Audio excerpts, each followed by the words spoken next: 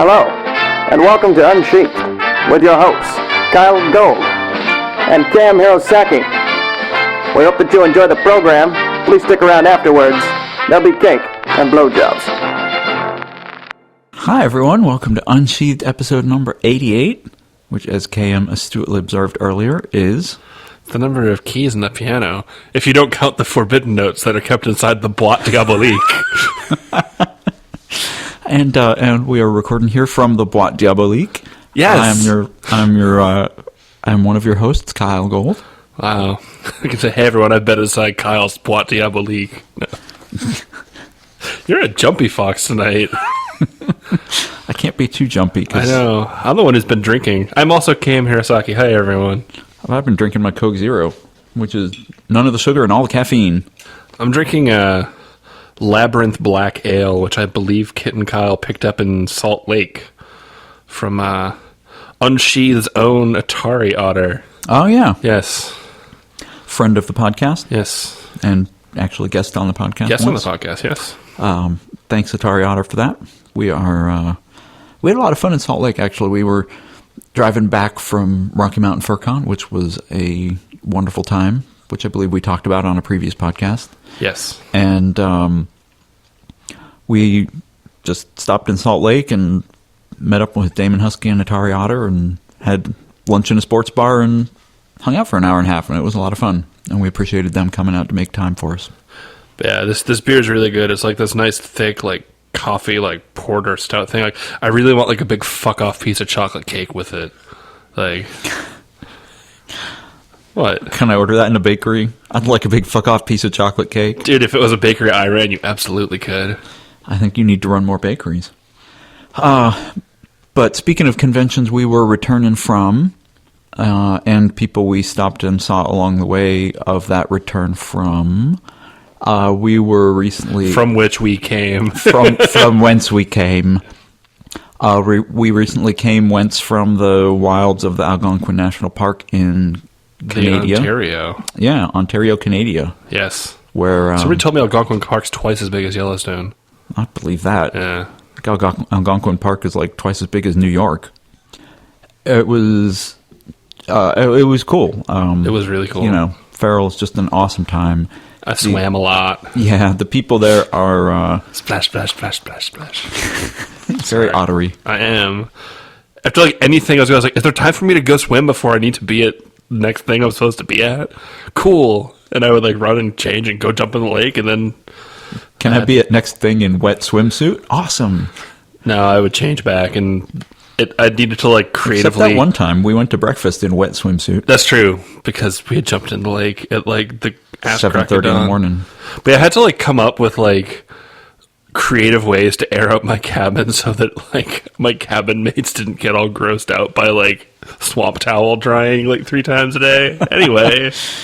Yeah, we had the people there are always awesome. The activities are great.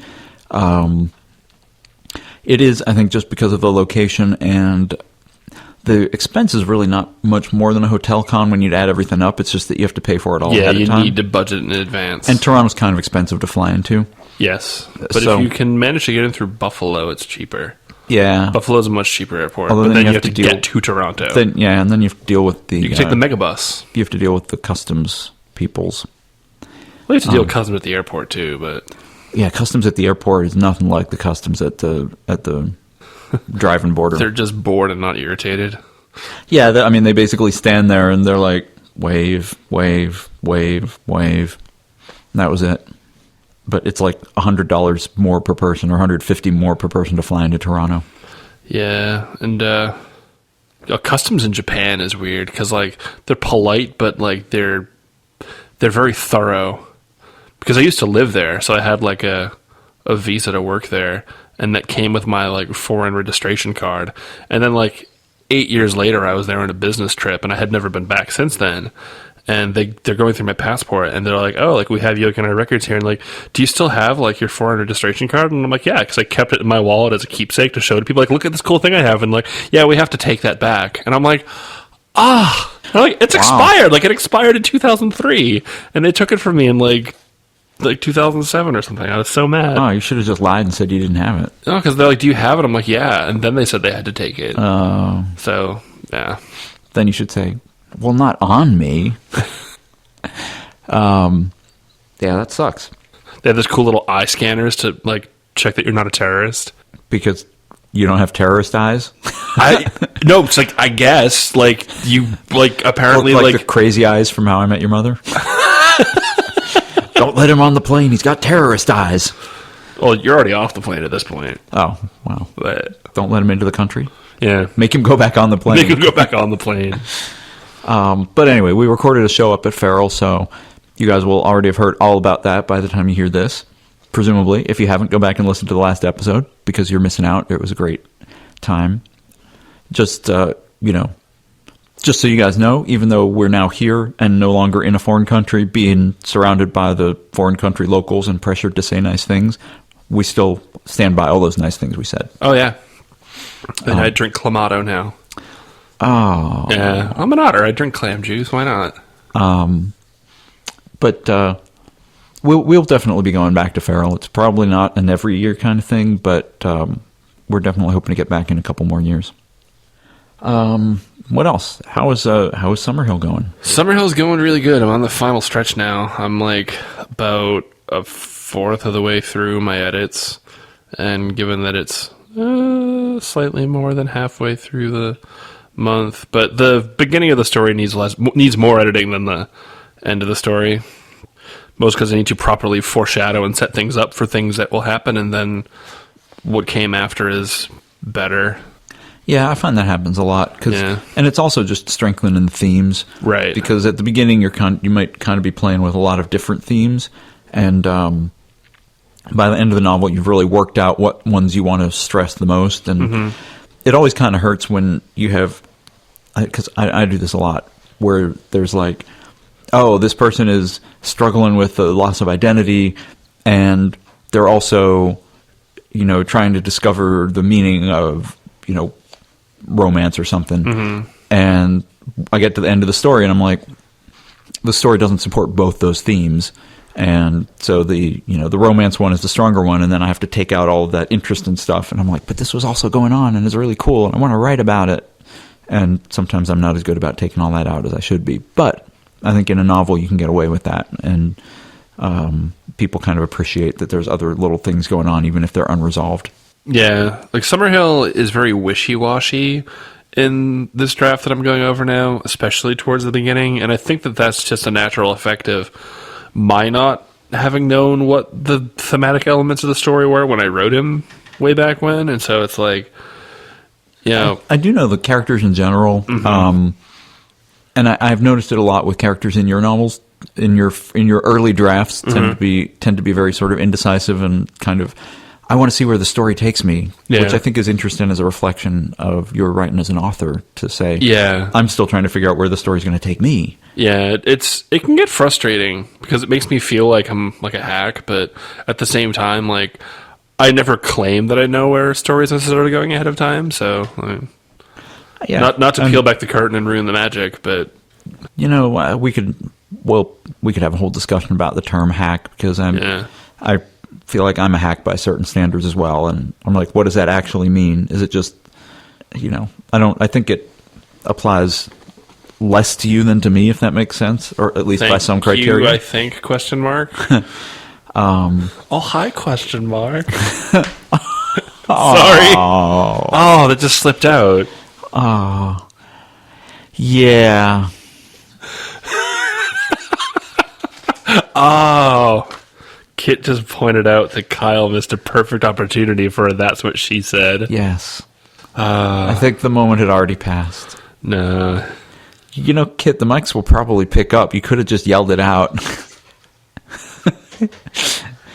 It's like one of my favorite bits from The Office. Where Jim and Pam are on the phone all day.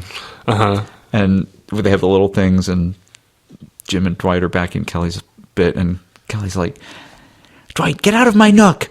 And Pam on the other end of the phone just like leaps up from her desk going, that's what she said, that's what she said. And you just see Jim kind of like touch his ear and go, good one. Nice. But anyway, But yeah, that little digression aside. 10 years from now, once Summerhill has made me rich and famous, and I release like Summerhill special edition, like hardcover reprint, like I think it would be interesting, like with author's commentary. yeah, with author's commentary. I think it would be interesting to sort of release with it like the original short story that I wrote, and see if people can figure out like how the hell did you get from this to what you ended up with. It's got a time dog. Yeah, I just got Catherine, and Yeah, that's there you about go. it. I've been sort of heads down, super busy all this week, working on my one secret project, which is a little less secret in that I announced that it's going to be released at FWA next year. I'm actually real excited about this one, and the people who've read it so far have also been fairly excited about it. I am very excited about it. It's a little bit different from other stuff that I've written, but it taps into a couple areas that I'm really fond of. And it actually is somewhat relevant to some of the questions that we have here. Yes. In that, at least partly, it's involved with the historical era. And if you know the theme of FWA next year, and the reason that I'm writing it, I should not neglect to mention this, the reason that I'm writing this book to be released at FWA is because FWA was kind and generous enough to invite me to be one of their guests of honor next year. Hooray. So I'll be out there in March of 2012, and if I do not see all y'all there, I will be very disappointed, because FWA is an awesome con, in addition to just being awesome for having good guests of honor. But anyway, the theme of FWA is Moulin Rouge, which I think is a pretty cool theme. And, cons tend to... It seems like furry cons are kind of running out of themes lately. We're starting to recycle them, I noticed. Like, Alice in Wonderland came back up again. Yep. FWA did that last year. Yeah, I know. And Further Confusion did it in, 03? Yeah, 03, something like that. It was 03, I think. And then, the Furry Apocalypse, a bunch of people are doing that next year. Well, yeah, but that's 2012. Oh, so. yeah. I do kind of wonder how many will do Back to the Future in 2015. I think whoever calls dibs first. Yeah. But anyway, so the book is coming out for FWA. So it has a little bit of historical theme to it. It's also got some other aspects, and I'll be talking about it. It is unique among your works. I think it is. It is very unique. It has a bunch of stuff going on that is kind of exciting. There's unreliable narrator and switching viewpoints and all kinds of cool stuff. But that will be something I'll return to over the next few months. Also, I had Spectacular stuck in my head yesterday. I just realized. Speaking of Moulin Rouge. Excellent. But anyway, I'll talk about it a little more as we get into answering the questions. I've not really been working on much else. I sent a story into Heat. I did not. Have not heard about that yet. I was too busy. That and other people wanted to write depressing stories and give... I'm like, okay, I'll give you a shot. Yeah. I'm kidding.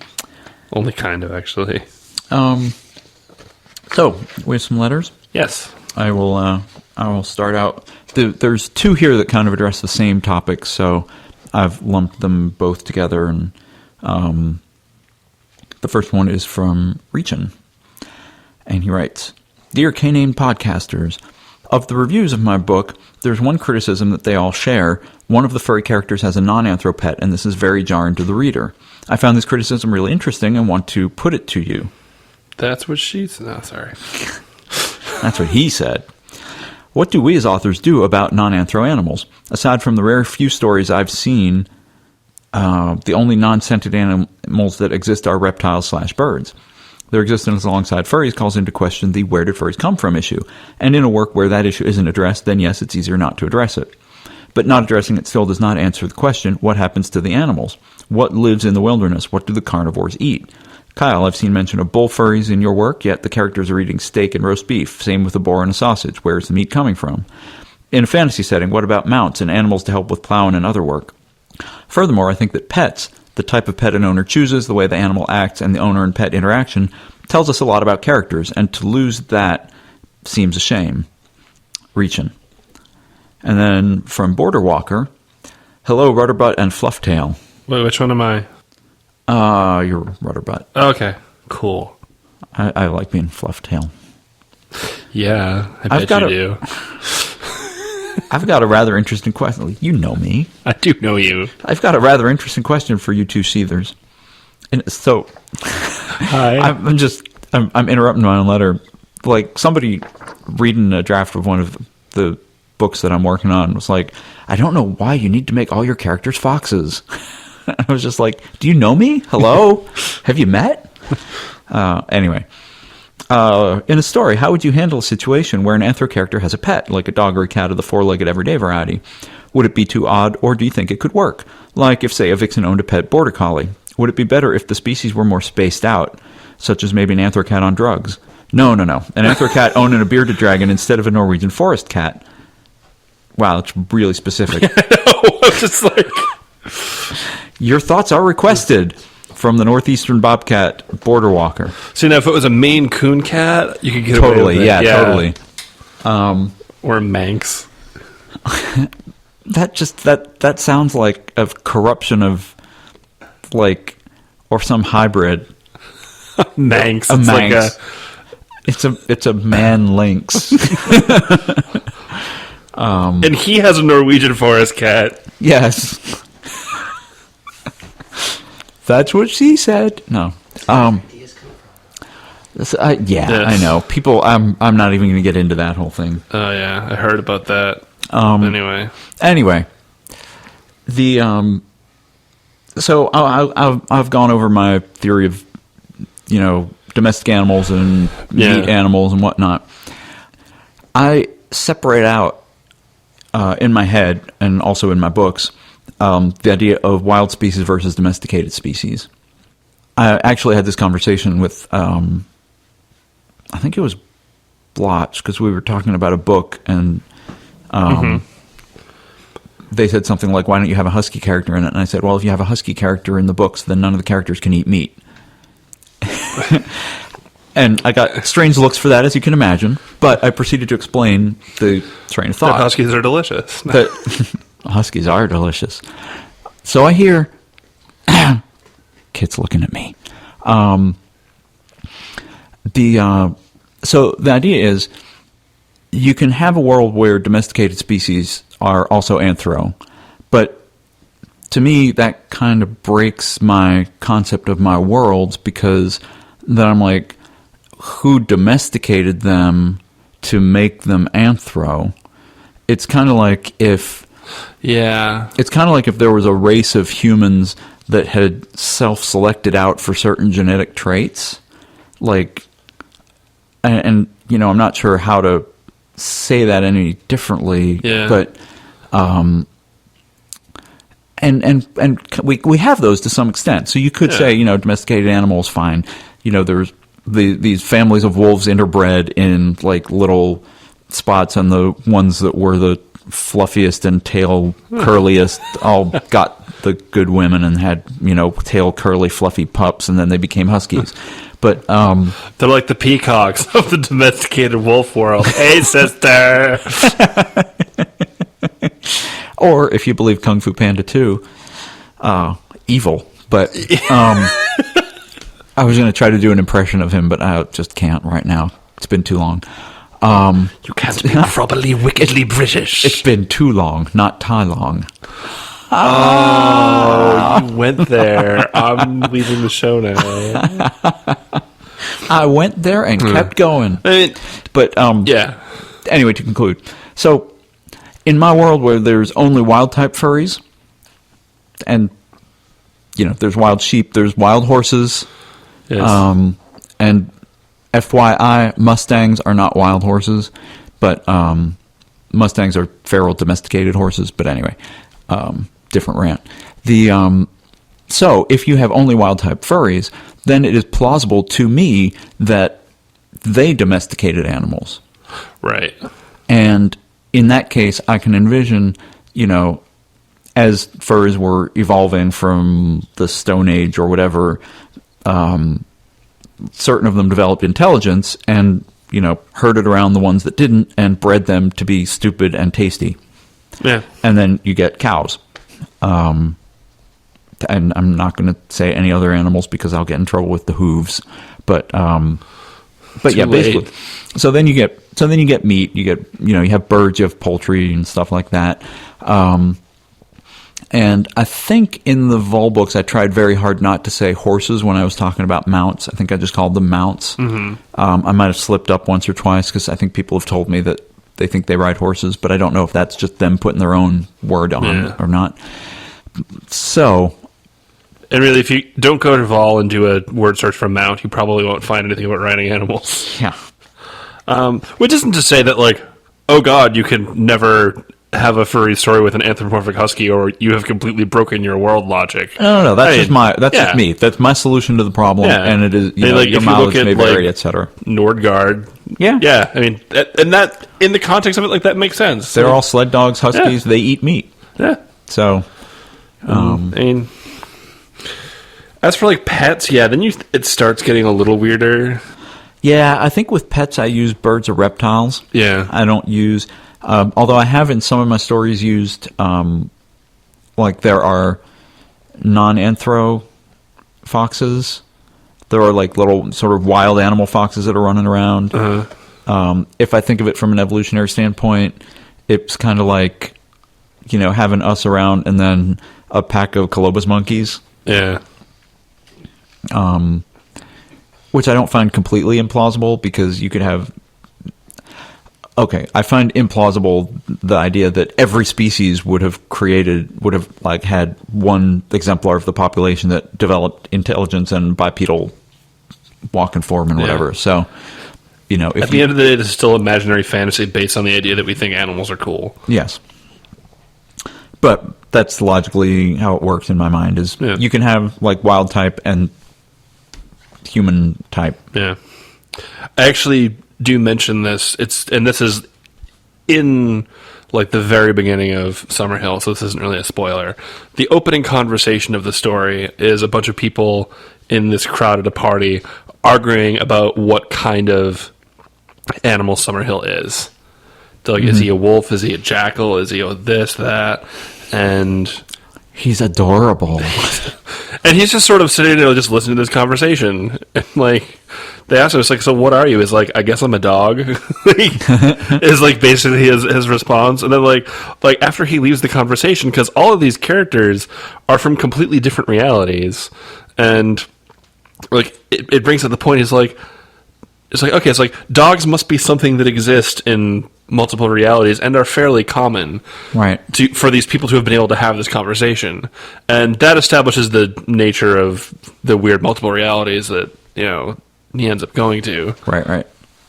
Yeah, and I could see a world. I don't think it would break my world for my furry characters to have dogs and cats. Mm-hmm. If I'm positing that they domesticated animals for food, I could also posit that they would domesticate animals to help them hunt or to catch mice.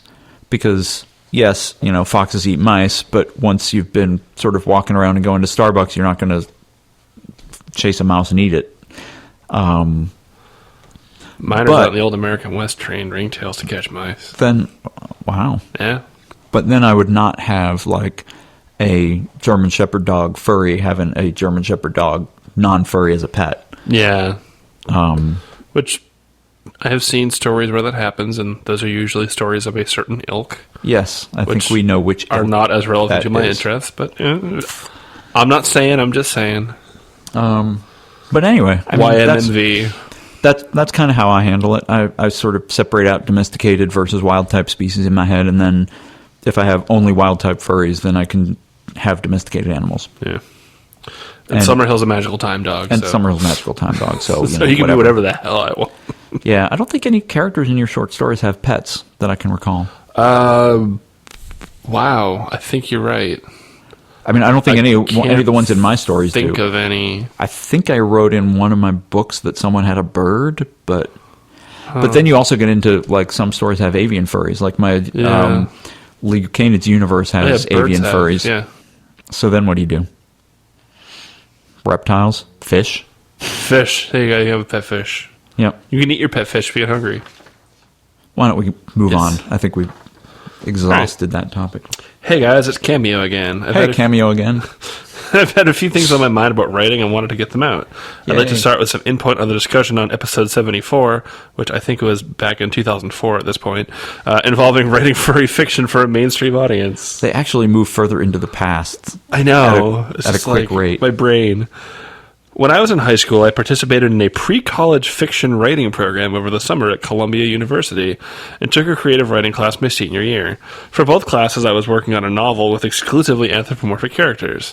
The class at Columbia was a workshop class with around 10 other 15 to 8-year-old high school students. The feedback I got from them regarding the characters was confusion over why the wolf was gay, but the fox wasn't. They had no problem with accepting that the characters were anthropomorphic. Wait, I'm confused about that too. Sea furries, sometimes foxes can be straight.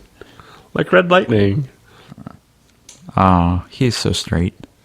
And Crypto's just not anything. Crypto's asexual. Yeah. And then, yeah. Yeah. We don't have to No. run down that list. Sorry. You can read about them all in the new book, In the Doghouse of Justice, available from Soap Wolf Press. On the teacher side of things, the only thing I was told repeatedly is to make use of who the characters are for their species. I interpreted that to essentially mean that there needed to be a reason for the characters to be animals rather than humans. I suppose it largely depends on the age of the mainstream audience you're writing for. Likely young kids and adults would be more willing to accept the anthro characters at face value, while adults would be maybe looking for a reason the author chose to tell the story with animals. Now, I wanted to move on to a pair of recommendations for writers seeking inspiration.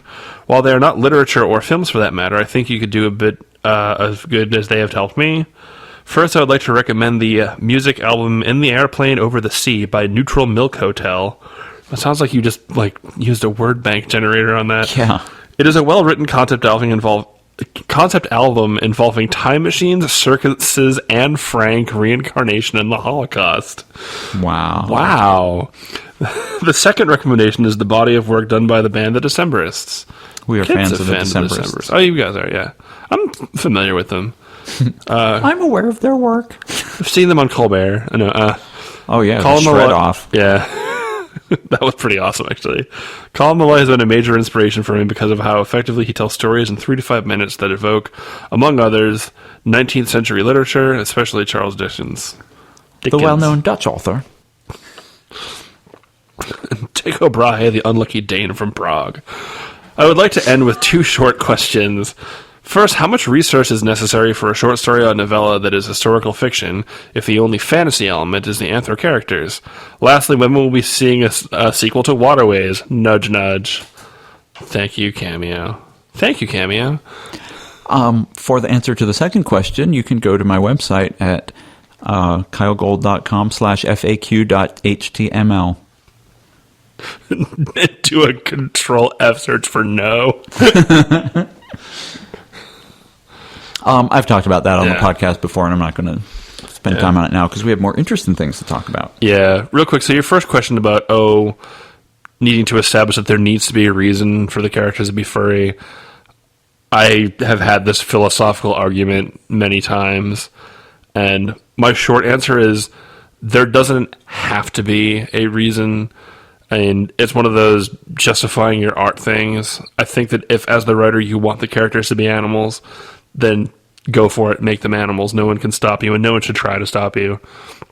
By that same token, finding a reason to make the species matter certainly doesn't help, and depending on the kind of story that you're writing, if you don't make the species matter, you might be doing the story a disservice. If that makes any sense? Yeah, I think one of the things that I want to distinguish between, because this is one of the top 5 arguments or top 5 discussions about furry writing that are out there. I want to distinguish Some of them get pretty knifey. Yeah, and I was having these arguments like 10 years ago at conventions. Oh, yeah. But I want to distinguish between having a reason to make the characters anthropomorphic and making use of the anthropomorphic nature of the characters. Yes. Because people conflate those all the time, and they're different things. Yes. And not just semantically. Right. 100% agree with what you said. Having a reason to make the characters anthropomorphic, and people do struggle with that part of it. Like, I have this cool story, and I want to tell it with anthropomorphic characters, but I don't know why they should be anthropomorphic. And you're, basically, I'm totally on board with your answer. They should be anthropomorphic because you want them to be. Yeah, it's like if you're painting a picture, because you're the author and it's your story. It's like you're painting a picture of a woman. It's like should be blonde or brunette. Do I need a reason to make her hair like a certain color or not? Like, no. All right, it's your art. Do what you want with it. And however, then finding a use for the anthropomorphic nature of the characters is a completely different thing. It is something that, I've done more of or less of as the story warrants. I would say Bridges is an example of a story where I did not really make much use of the anthropomorphic nature of the characters, except to play with the fact that they were all different kinds of foxes. That's a whole other... Yeah. The Argaea series and the Out of Position books are ones where the anthropomorphic nature of the characters comes more into play with the plot, where the whole story of Out of Position would be very different if Dev was a fox and Lee was a tiger. Yes. If you think about that. I mean, that's the easiest way to determine whether you're making good use of the species, as opposed to there being a reason to have them. But if you're making good use of the species, then exchange the species of two of the characters who aren't already the same species. And if that would change the story, then you're doing something. And you may not be able to pin down exactly what it is, but, if I made Vol a bear and Dareth a rabbit, that changes those books quite a bit. Yeah. Like, my story in X, where I sort of have this, like, Eastern European motif going on with it, even though I'd never say where the story takes place. And it's a very modern sort of setting, but all of the characters also, you have a husky and meat eating in the same story. Do I have meat eating in that one? Yeah, maybe. I don't know.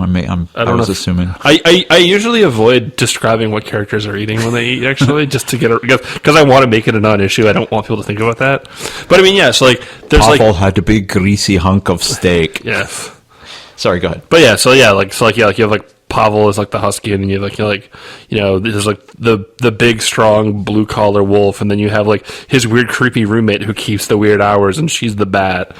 Right, and so and then it's you have like the little Twinkie ringtail. I was gonna say, which is a Mesoamerican species that doesn't fit the mold at all, but like his body type, right? And it's just like and like that was probably like I want him to be cute and little and not a fox. Yeah, even though for a Siberian story, you pretty much would have to go with Siberian. I'm so in my own. You world. are so in your world. Get out of there. For a Russian story, probably you would have to go with something like, fox is probably one of the better ones for that, or you'd have to go with like a rodent of some sort, or like a weasel. Yeah, weasels. They have weasels. They have weasels in Europe. Yeah, they have weasels all over. Yeah. Or a rat. Rats could be skinny, or a mouse. You could do rat. I was thinking mouse. Well, I said rodent. Oh yeah, that's true. Squirrel. Husky and squirrel. That's not how that goes. No, wolf and squirrel. Wolf and squirrel. Oh, hi, that could be hot. I don't want to write, like, Soviet-era furry porn anymore after reading Deathless by Kat Valenti. Now, like, that just makes me all depressed. Like, Siege of Leningrad is horrible. You should write Soviet-era, or you should write... the Romanov era furry porn. Oh, wow. Ooh. Right? Ooh, yeah. That was glitzy. With the kind of, hemophiliac squirrel and his big strong wolf bodyguard. Get on that. Oh, I'm gonna get on something. Anyway, moving on. So I think when you're thinking about that, I think as you pointed out, you can have a story with anthropomorphic characters where you're not really making use of the species, but they're just in there for decoration, and they're there because you want them there, and that's fine. A lot of people will throw you the litmus test of, oh, look at your story, and if you could tell the exact same story with humans, then it should just be told with humans, and I call bullshit. Yeah. Like, yeah. I mean, don't when you listen to reduce a story, because what makes a story yours, what makes it personal, yours and yours, is those elements that you want to throw in. And if you just try to tell a story in a fashion that will appeal to a lot more people, even though that's not what you want to tell, then you're not going to be as successful at it. And you're going to end up making something generic and watered down and boring. Yeah, and like, you know, even if it's something as simple as I'm writing a sex story and I think wolves are attractive, so I made this character a wolf. Like, yeah, go for it. Like, that's all you need.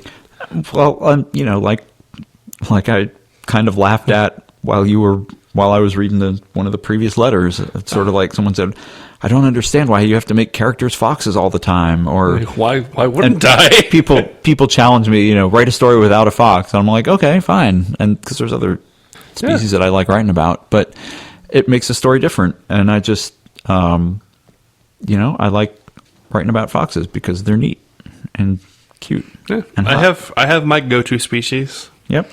We all know what they are. Oh yeah. Surprisingly, otters aren't super high on the list. It's not because I don't think otters are attractive, because I certainly do. No, they're just like down there. It's kind of like living in the Bay Area. Like, you know, we live around here, and there's lots of cool restaurants and stuff up in Redwood City, but we never get to Redwood City because we have Mountain View and then Palo Alto, and then, you know, by the time Tilo and the Desk Husky has an otter. We're like, why would we drive 25 minutes to go somewhere cool when we could drive 10? Yeah. Why would you go all the way down to the water? Oddly extended analogy. Yeah, but, I like it though. But in terms of historical fiction, I can share my experiences, and I want to say I know you've done historical research for some of your things. Oh, and I did want to tell you, I haven't actually told you this before, so I'm telling you on the air. Oh, cool. One of the things that I was doing, speaking of Russians in the Forrester universe are Siberians, in case you didn't know. But I was using there's a you know about the tame foxes, right? Which actually are in Siberia, right? And the city that they're from is Novosibirsk, right?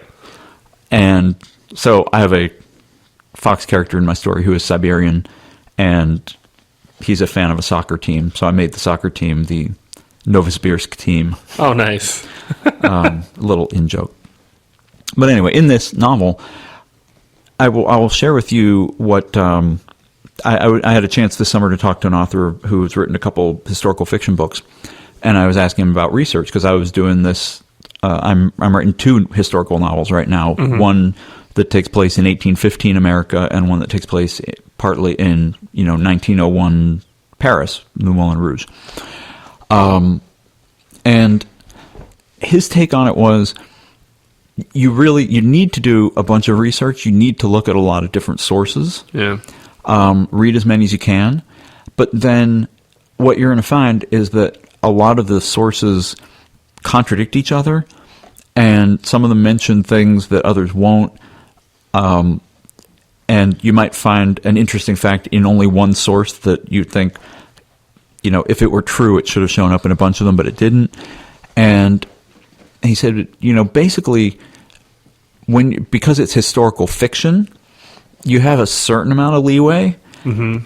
And if you write something like one of the interesting things, one of the beta readers of my book pointed out the currency, because I didn't have a clear idea of the currency at the time, so I was just kind of using bills and coins sort of interchangeably, not really thinking about the currencies. And he was just like, I didn't find any bills in that denomination from that time.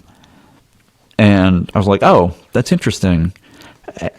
But nobody else really noticed that. Probably nobody else would care. I'm sure that of the 100 people or several hundred who read the book, a couple will be familiar enough or will check and then will send me emails about it. But it's like, they didn't have francs in that denomination. It's like, well, they didn't have talking foxes either. So. Right. And so, but what happened was I thought about it, and I actually saw a way to integrate that into the story to make it a little more historically accurate and to integrate something that would sort of serve as a little cool little plot point. Okay. But then otherwise there's like sort of an image of a bag of gold being held out as a payment for something.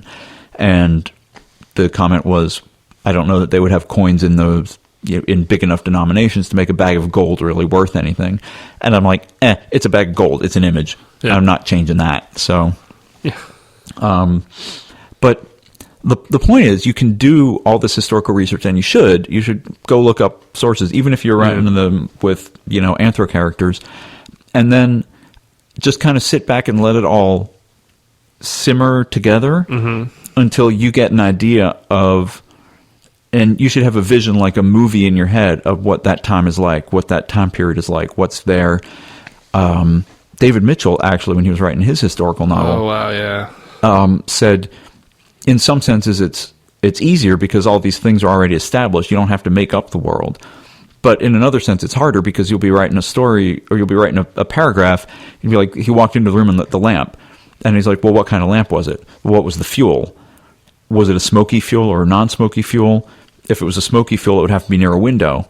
And then the window would have to be open, or else the room would fill with smoke. And he's just like, and you could spend hours and hours researching all these details. And then at the end of like a day and a half of research, you've written this one paragraph. So I think it's important to get, as with everything else, to get a little balance of a few details that really set the time period, things that are unusual and yet familiar enough to people that they're like, oh, people walked around with gold pocket watches. I kind of know what era this is. But at the same time, don't get so obsessive about it. I had to look up the history of pocket watches for Summerhill. There you go. And I was there for like an hour reading about like the development of them and when they were in popular use and different terms for them. And the wonderful thing and horrifying thing is that you go down these sort of Wikipedia rabbit holes. Like when I was researching this paper currency, I found out, and this still fascinates me, during World War I, 1914, 1915, in France, they were trying to reclaim metal for the war effort. And so cities, chambers of commerce, not like the National Bank or anything, but the chambers of commerce would issue these 50 centime and 1 franc notes so that they could reclaim the coins and put them towards the war effort. So this was money guaranteed by your city that you lived in, not by the French government. Okay. And it was paper worth like 50 cents or $1. And they didn't have 1 franc notes at the time because like a franc was not worth very much. They had 1 franc coins.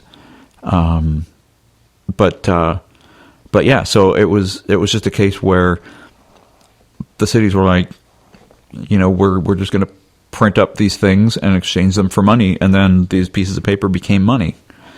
Nice. Which I thought was kind of fascinating. One of my favorite mental images along those lines is people like burning money like for fire because it's cheaper to burn the money than it is to buy fuel to burn. Oh yeah, post-war Germany. Yeah, and it's just like, wow, like that's such a powerful image, and like that just really is just, I think that's really cool. Oh yeah, there's photos of like people trundling wheelbarrows full of paper money down to the store to buy a loaf of bread.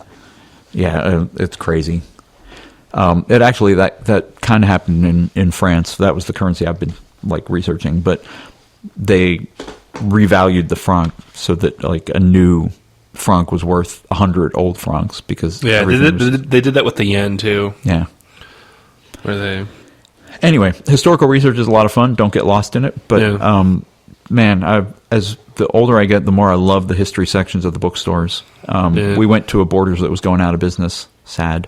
And I found this awesome book on the building of the Erie Canal, which took place from like 1808 to 1824. So it's right in the time frame of when my 1815 book is. And I'm just like, this is really cool because it'll give me an insight into what life was like in those times. And actually, as far as the melding of, fantasy, like you're talking about, like I have like fantasy elements in the form of the anthro characters, but it's historical fiction. I'm going to recommend Kat Valenti's Deathless again, because it's totally a magical fantasy story that's a complete historical fiction novel, but the end of Tsarist Russia into like the socialist era, and it's, again, you can tell that there's a lot of work put into maintaining the authenticity of that. I think her husband's family is Russian. Yes, she had mentioned that on the show, I think. Yeah. So, anyway, is it my turn? It is your turn. I think it is my turn. Greetings, Sir Fox, Milord Otter, and Great Silent Wolf. I like Great Silent Wolf. You too. I'm writing because of a discussion that my mate, Manji, and I had in regards to choosing species for our characters. It's true, and has been discussed on the podcast before, that the various species often have certain stereotypical aspects associated with them, both in the fandom and in our society as a whole. Foxes are crafty, for example, or that they are all subby bottoms. That's huskies now. Manji and I both recognize the need to take those stereotypes and twist them to make them interesting. But what we're really thinking here is how to choose the species for a story character. How does one go about picking? In my story, The Parting, that was published in the Fernal Equinox Con book, congratulations, I used a fennec because I wanted to have a distinctive physical feature to use, namely the ears, but also found that their slight build was suited to the kind of person I wanted to have him be. But what if it's less clear? What ways do you and Hirosaki-san come up with the species used in your writing? My best, Sparfdroll. Sparfle. Sparf! I love how, I just want to point out, I love how he sent the greetings to all three of us, yet by the time he got to the end of the email, he was just talking to you. I'll remember that next time I see you at a convention. That's an editing thing. Mm-hmm. Anyway, since you were talking earlier about coming up with the ringtail for your... this is actually something I get asked this a lot, especially at panels, at conventions. Like, how do you choose your species for characters? And for me, most of the time, it sort of comes part and parcel with the character. It's like just like another aspect of who and what they are. There are, of course, times where you're going to have, where you know you need a character to fill a certain role, but you haven't thought of what that character is yet. And so naturally you don't know what kind of animal they are yet. And there's a lot of ways to go there. Like you said right there, like, all right, their build suited the kind of person you wanted them to be. That's something that I think that goes a long way. Like we were just saying, I have this ringtail character in my story in X. It's just sort of like, yeah, like that's the sort of, you can envision, what that sort of character would look like. And, there's an element of personality that goes with it. Speaking of Phoenix, I kind of deliberately in my book, which is coming out in 5 days at Rainforest, Science Friction, there is a Fennec character who is a gym rat and not really a bodybuilder, but he's very muscular and buff and toppy, and he's nice. I like him a lot. K.M. is a big fan. I think he's my favorite character in that story.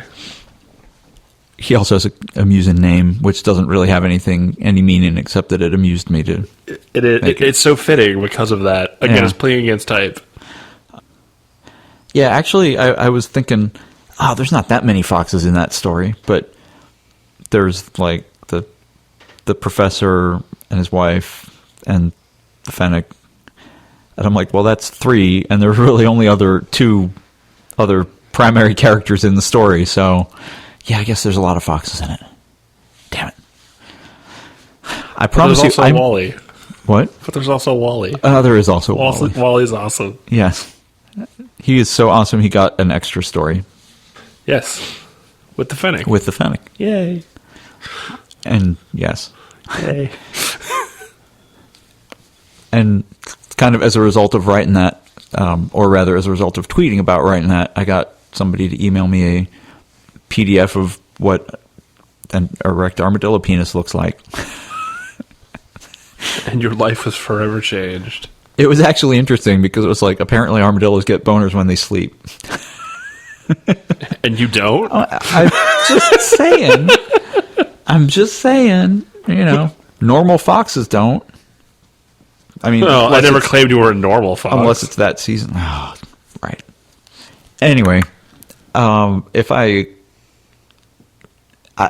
written evil foxes too, but I do make a conscious effort to not immediately jump to red fox for characters in the story, although there are a couple in the book that I'm writing now, and of course in my Collations book the main character is a red fox, but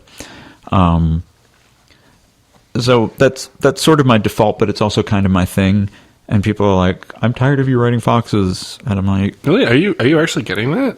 Occasionally, I get it from some people. Yay, Kid agrees. So I tend to go with if I'm not thinking hard about it. Pizza is delicious. I'm not going to stop eating pizza just because I've had pizza a bunch of times before. Exactly. I tend to go with kind of the North American. There's like a base North American stable of animals. Yeah. Most of the carnivores, canids. I don't use North American felids very much. Lynx and bobcat sometimes, but I guess jaguars are South American. Fox, coyote, wolf, bear, raccoon. Nobody ever uses beavers. I've used beavers. The furry fandom is very beaver light. Which, considering like how North American mammal centric we are, I'm amazed at the lack of beavers. And beavers then are cute. They are, and there's kind of otters, and then the bigger rodents. Not so much porcupines because then I have to think about other things that go along with those characters, but. The character then brings so much challenge with them. I know. I read about a porcupine. I did actually. I want to say I wrote a short story about porcupines and meerkats. There is a porcupine in Isolation Play. Very, very briefly. And I like mongooses. Mongoose. Oh yeah, weasels. Then there's lots of weasels. Weasels. But for example, I was writing a story recently that partly took place on Cuba, and so I was trying to figure out what are native Cuban mammals. I have no idea. Yeah, there's not very many. There's a couple rodents. I was gonna say I'm thinking probably chinchilla type rodent things. It's actually called a hutia. Okay. And it's like a rodent. I want to say it's kind of like it's a tree rat kind of thing. Huh. Anyway. When I think native Caribbean animals, my brain immediately goes to lizards. Yeah, there's not a whole lot of mammals. There's some interesting ones elsewhere, and amusingly, I think Australian mammals are kind of overrepresented in the fandom. Yeah, but they're because unique. Kangaroos are so iconic and unique. Yeah, and dingoes. Right, but you don't see a whole lot of, I guess African. You see the big cats. African Asian. You lions, see the big cats a lot. Lions, tigers, bears. Yeah. Oh my. Yeah, I wasn't gonna leave you hanging on that. Don't worry. High five. But anyway, the point is, I guess I've kind of this sort of stable that I draw from, and I think the reason that I don't go outside the North American mammals too often is I do it sometimes when I kind of want variety or I want a character to be a little bit exotic. But again, I also just had a fox bee from Siberia, so I don't need to create. There's no kind of iconic Russian animal. You think of bears. Tigers. You think of bears. Well, tigers can be they Indian. Can be Indian or bears, but then we have bears in North America too. Yeah. So there's really and then we have caribou in North America. Right. So it's all if I want stupid land bridge. I know ruined our species diversity. Curse you. But mostly I think most of because we map species to kind of personality types. Yeah. And so there's sort of the physically diminutive people, and then there's kind of not emotionally but personality wise diminutive to stronger. And so for the more aggressive personality types, you've got the carnivores. For the less aggressive, you've got the herbivores and rodents. So if you want somebody who's physically big but personality meek, you go for a deer or even a bear. Sometimes bears have that kind of low, slow kind of laid back reputation. Or like a donkey. And if you want someone who's physically small but personality aggressive, you've got foxes, you've got weasels, you've got rats. Exactly. So you can pretty much fit any kind of personality type into a really small set of species, and so that's why I generally kind of look at what kind of personality the character is and assign them a species, and that's why I don't go outside of that very much, except when I'm really trying to do something different. Is that? No, I think we've covered all the bases, really. And I think another thing, I mean, this is something that you've kind of touched on without sort of stating it explicitly, but you'll also just like be kind of flipping through Wikipedia or an encyclopedia of mammals, and you're kind of like, hey, that's an interesting mammal. I kind of want to write a story about that. Yeah.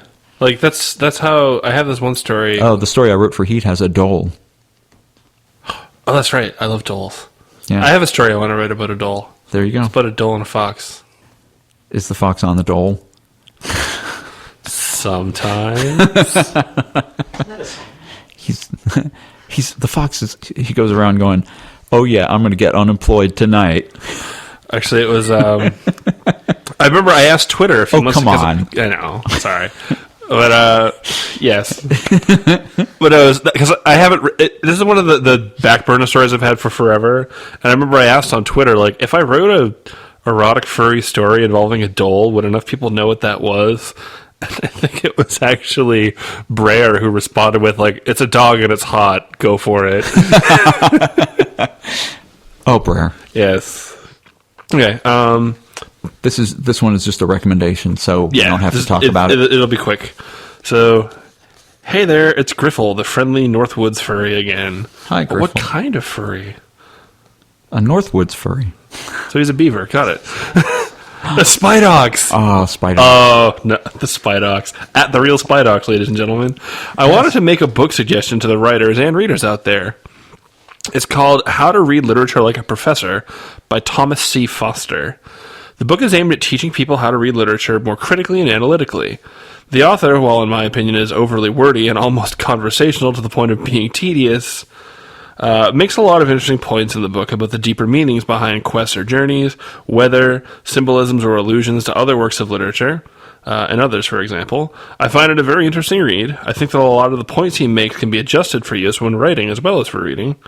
As for beginning writers, myself included, it did give a lot of interesting ideas for how to make one's writing much more meaningful. Don't get me wrong, furry porn is plenty enough meaningful as it is. Wink. But I mean, sure, even a little extra more in the way of narrative can go a long way to make a good story into a great story. And really, just as an aside, you should try to make all of your good stories into great stories. Oh, you. That's really all I have to say right now. Hope my suggestion is helpful, and I wish you all happy writing, Griffle. Thank you, Griffle. Well, thank you. I have not heard of that one, but now it is I've not either, but on the it looks recommendation list. And, yeah, absolutely. And I do think that being able to read critically is a skill that all readers should try to develop. All writers, too. Yes. But all writers should be readers. Yes. Sorry, we had an accident here in the studio. That's all right. It was a paper accident. It's my fault for It's your fault for underestimating the friction. I will, turn that into a plug. This is what you get for not having a video podcast, people. You don't get to see my facial expressions. Yeah, I mostly do them for Kit and Kyle's benefit. We will have to do a video. Actually, they videotaped the podcast at Feral, so we might be able to release that one as a video. Yeah. Oh, was Yannick filming it? Yeah. Oh, okay. Yeah, all that stuff was on film. Except for Yannick's facial expression when Rue made that one comment. Yes, which was very amusing. Yes. But yeah, the only thing I'd add to this is you should definitely try to turn your good story into a great story, but don't try to force meaning into a story where it doesn't belong or where it doesn't fit. Which is a conversation I want to have with you once the mics are off. I actually have something that reminds me I want to tell you. Okay. In the meantime, we're delighted to be back in our secret mountain location annex room for 1 week before we go. The bunker is under renovations right now. Yes, it is. Before we go record live at Rainforest. Yes, which, our inaugural... By the time you hear this, it will be too late for you to attend, but that'll be the next episode. If you weren't there, it was awesome. Yes, absolutely. It always is. And don't miss our upcoming live show at Further Confusion. And anyway, You can find, if you wish to follow us more closely, Yes. not too closely. From a respectable distance that should be maintained at all times. Yes. I am Kyell Gold on Twitter. I am Kyell Gold on LiveJournal. And I also I'm mirroring my LiveJournal on my website. I've actually successfully converted that On to a your web WordPress on my web zone. At kyellgold.com/WPblog, which is WP for WordPress, because the first time I did it, it was /blog, and that, you don't need to hear that whole story. But anyway, it's not anymore. So, but you can always just find me at kyellgold.livejournal.com. That mirrors everything that I post. And I am Kyell on Furfinity and Kyell on So Furry. And I'm K.M. Hirosaki on everything. You are. I have brand recognition because I've got a really weird name. And also follow the real Spidox on Twitter. Yes. He just wants Because, a hug. weirdly enough, Spidox was taken. Anyway, thank you to Kit for, as usual, being our engineer and making the podcast go. That's what Kit and I have only just finished our glasses of beer that we started drinking at the beginning. That was a slow drinking beer. Oh, is it? No wonder. Oh my god, I had no idea. I was just like, man, like this beer is taken. It was tasty, but it took effort to drink. Like beer syrup. Yeah, it's a good thing that I'm going to be sitting here for a while talking to someone before I go home. Alrighty. Thank you for listening, and good night. Keep writing. And we love you and miss you.